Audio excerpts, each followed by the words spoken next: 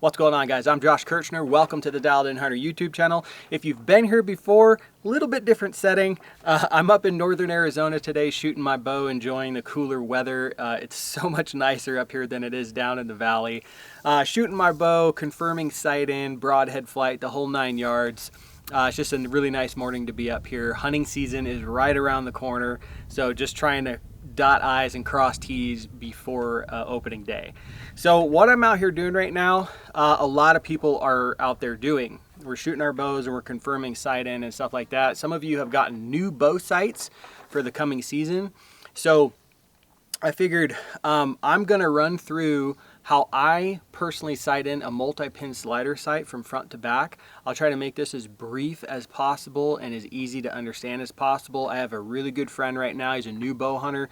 He's going through this same exact process. So I figured if he's going through it, there's probably a lot of other newer bow hunters going through this right now too. So multi-pin slider sight. What I'm gonna show you is you can use this method for all multi-pin slider sights. The only difference in the method is going to be some multi-pin sliders require you to use a certain pin to get your sight tape, okay? The Canyon Pounder from Option Archery is an example. They require you to use your middle pin to calibrate your sight tape and figure out which one's gonna work for you. Other than that, like black golds, we always use the bottom pin as a floater. The one that I'm going to be shooting today or showing you today is a Spot Hogg Fast Eddy 5-pin. My bottom pin, sorry about the road noise. My bottom pin is my floater, but I get the sight tape with my top pin. I'll go into that in a little bit, but honestly, it really doesn't matter which pin you use to get your sight tape. The point is you need to know the trajectory of your arrow. That's how you get your sight tape. Don't worry, I'll show you that in a second. The first thing you're gonna do, that I like to do with a multi-pin slider, all right, I'm gonna use a 5-pin as an example because I think that's probably the most popular, it's my favorite. I think it's the most applicable to Western hunting, is you're gonna take that top pin, all right? All these sights, they come with the pins squinched down together in the center of the sight housing, okay? You need to move those. So I'm gonna take the top pin, I'm gonna move it up, I mean, almost to the top, like right shy of the top of the sight housing. You don't have to top it out or anything, but move it most of the way, like 90% of the way up the sight housing. The reason I do that, okay, is because if you go through and sight in your pins and you don't have that top pin high enough, there is a good chance you are going to run out of room when it comes to your bottom pin to adjust it to get to the yardage that you want to go through. So for instance, if you're running 5 pins and you got 20, 30, 40, 50, 60, okay?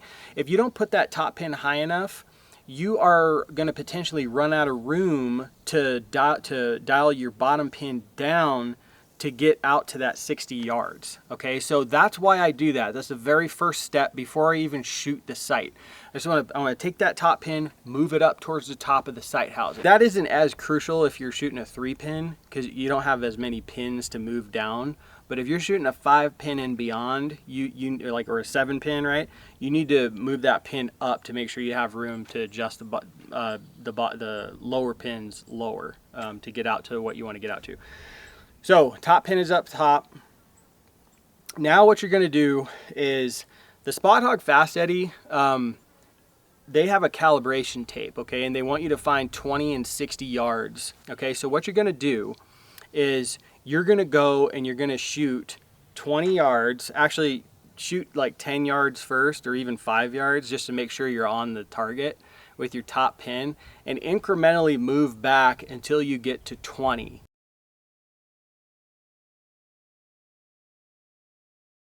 Okay, and dial everything in, your elevation, your windage. The elevation on this thing is literally the dial. That's how you dial up and down on this sight.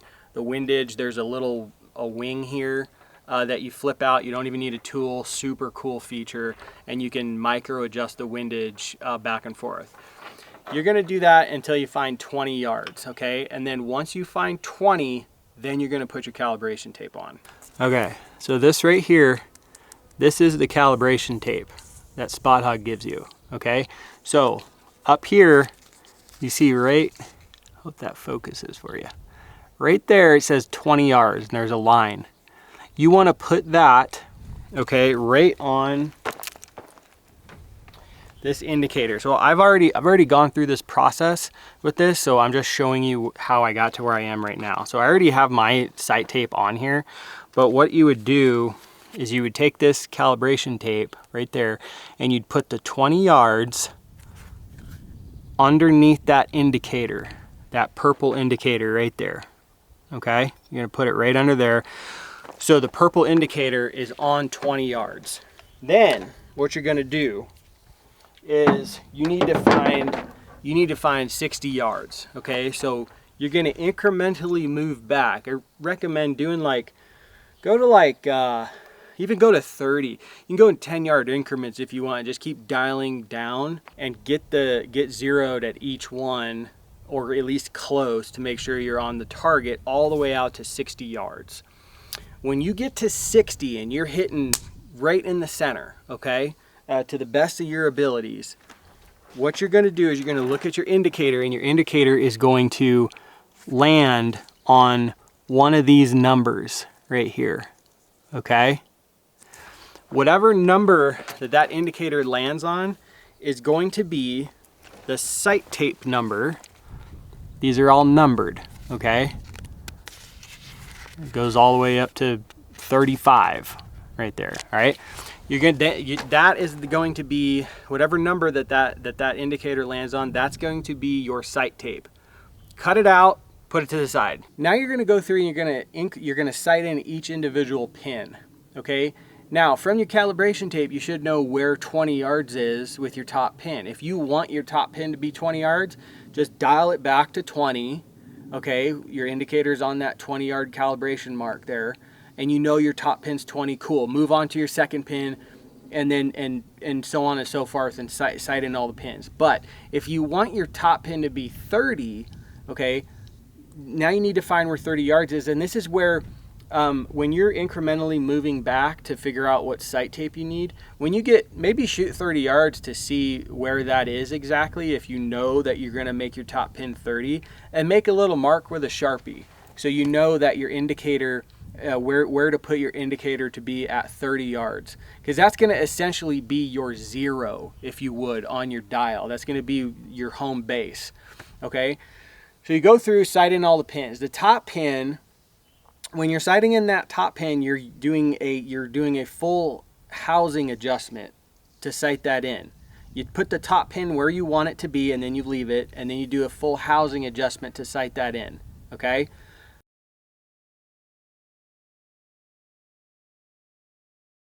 The pins beneath that, you're going to increment, you're going to move those individually.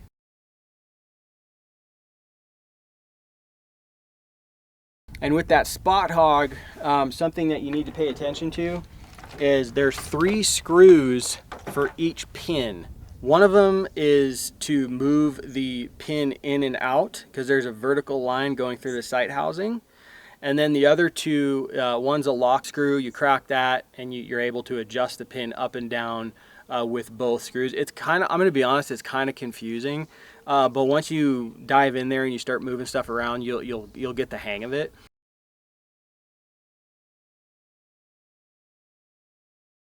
But whenever you move the pins up and down, they operate on this like half moon dealy, okay? It might come out of alignment on that center line. So if it does, you'll need to use the 3rd screw to move it in or out to make sure your pins are straight up and down within the sight housing. That is how you do that, all right? That's gonna be your home base. Now, when you've got your pins all sighted in, you're hitting money on all 5 pins, you're going to then take your sight tape, okay? And I tell you to do this after the fact because you know what, like stuff happens, man. You might have to make an adjustment that you didn't anticipate, and you don't want to have to take your sight tape off and do this kind of stuff all over again. So I like to save putting the sight tape on till the end. So you make sure all the pins are hitting money right in the center. And when you're done with that, you're going to take your sight tape, and whatever your bottom pin is, okay, if your bottom pin is 60 yards, you're going to look on your sight tape for 60 yards. All right. Look for 60 yards right there, or 70, whatever you want. Me, I look at 70. You're going to take whatever yardage value you want your bottom pin to be, and you're going to put that on your indicator, okay? Don't put 20 yards on your indicator. If you do that, you're not, now all of a sudden your top pin is your floater, and you're not going to have the real estate on your dial to dial down to get out to shoot, you know, 80, 90, 100 yards and stuff like that, okay? So with me, I think I was pretty topped out with my top pin at like 60 yards, just to give you some perspective there, all right? So take your sight tape and you put that on the yardage value of your bottom pin. That's what you want your purple indicator on, okay? I'll show you mine right here. Mine's at 70 because my bottom pin is at, hopefully you can see that, right there, 70 yards. That's what my bottom pin is. The reason why that you don't have to put the indicator on the value of your top pin is because your arrow trajectory is your arrow trajectory. Like, that doesn't change. The shape of the arc of your arrow is the same. You're just using that knowledge of your trajectory that your sight tape is based on to manipulate that to shoot longer range. Okay, so by putting that at 70 yards or 60 yards, wherever you want your whatever value your bottom pin is, now your bottom pin is your floater pin.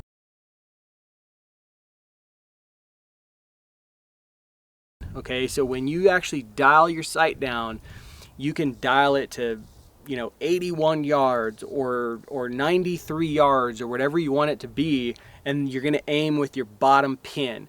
Make sure, okay, that you dial your sight back to 60 or 70 yards to make sure that you don't put one over the target by forgetting. If you know your sight's dialed to 83 yards and you go to try to shoot at 60, you're going to completely miss the target. So make sure you put it back to what it needs to be. But that is that. Sighting in a multi-pin slider, the bare bones of it. I've been doing it this way for a really long time, and it works out great for me. There's a lot of stuff out there online on how to get the sight tape that you need to get, but I didn't see a whole lot out there on what to do besides that. How do you do everything else? So I wanted to put something out there that goes from front to back on everything. So I hope that was helpful. I hope you're out there shooting your bow, getting ready for season. You got some good tags in your pocket. Hunting season only comes around once a year, man. So when it comes, soak it up, embrace it, okay? This is what we've been waiting for, all right? If you like the video, please hit thumbs up. If you like the channel, please hit subscribe. Drop down below what sight you're using, man. I want to know. I've been flip-flopping between the Spot Hogg Fast Eddy and the Option Archery Canyon Pounder. Both phenomenal sights. Love both of them. The Spot Hogg is what I'm feeling the most confident in right now. It's just because I've been spending a lot of time with it, so it's super dialed.